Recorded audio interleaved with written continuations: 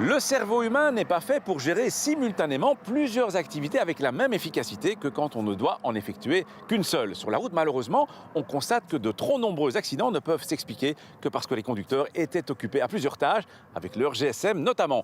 Voilà ce qui explique la nouvelle campagne de l'Agence wallonne pour la sécurité routière.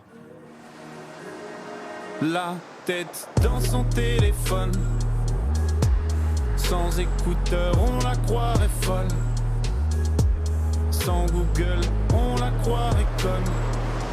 Il est difficile de savoir le nombre exact d'accidents qui sont dus à la distraction au volant, parce qu'après un accident, évidemment, on ne sait pas forcément ce que le conducteur était en train de faire, mais on estime qu'elle est responsable de près d'un quart des accidents de la route, et la distraction principale, c'est le téléphone au volant. Un conducteur qui utilise son téléphone au volant, il loupe environ 30 à 50% des informations. Et on estime qu'un conducteur qui téléphone risque 3 à 4 fois plus d'avoir un accident. Et un conducteur qui tapote sur son smartphone pour lire un SMS ou surfer sur Internet, il risque jusqu'à 23 fois plus d'avoir un accident. Et donc on a décidé de mener une campagne sur ce thème.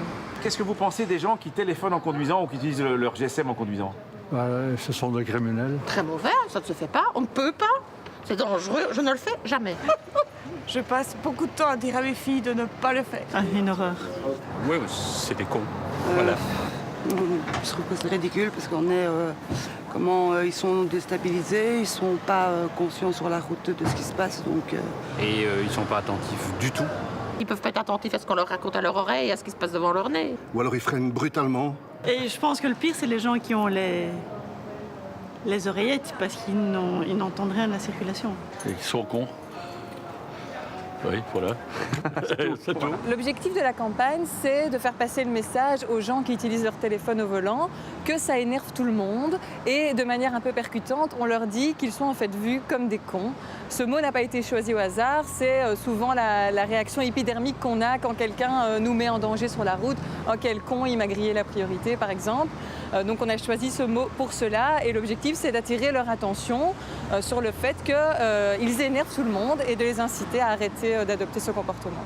On peut également parler des autres usagers de la route, les cyclistes, les piétons. On en voit aussi beaucoup qui utilisent leur téléphone en marchant ou en roulant.